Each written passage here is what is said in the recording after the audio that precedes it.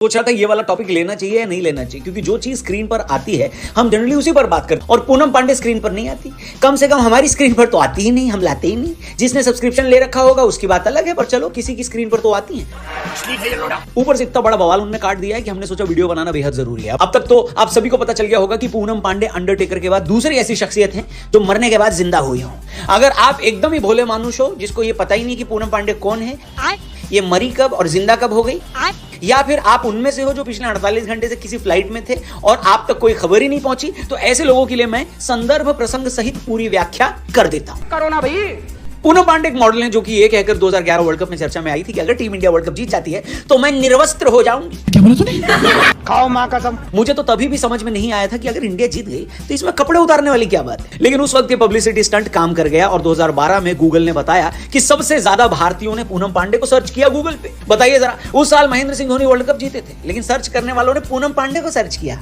क्या बात है सर, क्या बात है सर, क्या बात, ये बात है। अब इसके बाद भी कई सारी कहानियां हैं, लेकिन वो नहीं सुनाऊंगा। इतना समझ लीजिए कि 2 दिन पहले उनके इंस्टाग्राम पर यह खबर आई कि पूनम पांडे का निधन हो गया है सर्वाइकल कैंसर की वजह से। मीडिया ने भी इस खबर की पुष्टि करी उनके मैनेजर के माध्यम से। उस वक्त कई लोगों को शॉक लगा कि आखिर 4 दिन पहले तक हंसती खेलती फोटोग्राफ डालने वाली पूनम पांडे का अचानक सर्वाइकल कैंसर से निधन कैसे हो सकता है, क्योंकि इस बीमारी से लड़ने वाले ऐसे अचानक से तो नहीं मरते। लोगों ने कहा कि पूरे केस की जांच होनी चाहिए, हो सकता है मौत का कोई और एंगल रहा हो। हालांकि कुछ लोगों को यह फेक भी लग रहा था, लेकिन ज्यादातर लोग इस निधन से सदमे में थे और अपनी अपनी थ्योरीज निकाल रहे थे कि अगर सर्वाइकल कैंसर नहीं तो क्या वजह हो सकती है पूनम पांडे के निधन की। लेकिन कल पूनम पांडे ने मदर ऑफ ऑल कमबैक किया और यह अनाउंस किया कि उन्होंने खुद अपनी मौत का ड्रामा किया ताकि लोग सर्वाइकल कैंसर के बारे में अवेयर हो सके। अच्छा ठीक है। हर मुद्दे की तरह इस मुद्दे पर भी लोग 2 टुकड़ों में बंट गए। एक सेक्शन ये कह रहा था कि यही तो है असली मास्टर स्ट्रोक, इससे ज्यादा सर्वाइकल कैंसर के बारे में और कौन क्या कैसे अवेयरनेस कर सकता है। आप ही बताइए। बात सही भी है, जब खबर आई थी तब हमने भी देखा कि आखिर सर्वाइकल कैंसर ऐसी क्या बीमारी है। कई मीडिया आउटलेट ने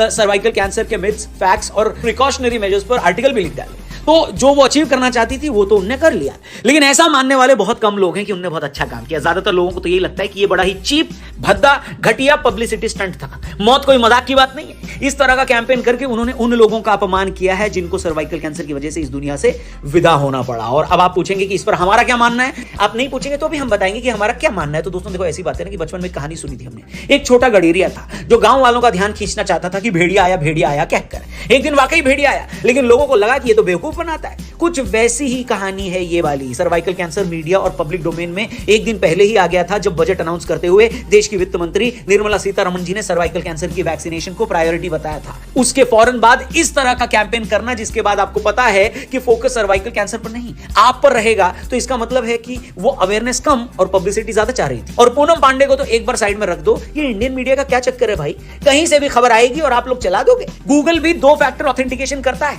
आप एक ही बार ऑथेंटिकेट कर लो। हेलो, कौन है ये लोग, कहां से आते हैं? सबको एक खबर मिली और सबने एक लाइन से चला दी। कुछ ने तो 13वीं के खाने की तैयारी भी कर ली बिना एक बार भी क्रॉस क्वेश्चन किए। अब पूनम पांडे तो जिंदा है, लेकिन जर्नलिज्म की मौत हो गई भाई साहब। अच्छा, आपका इस मुद्दे पर क्या कहना है? ये जो लकीर खींची है सही और गलत की, आप किसकी साइड हो, कमेंट करके जरूर बताना। अच्छा, जब आपको पता चला कि पूनम पांडे का ये स्टंट था, वो मरी नहीं है, तो आपके मन से सबसे पहले क्या निकला?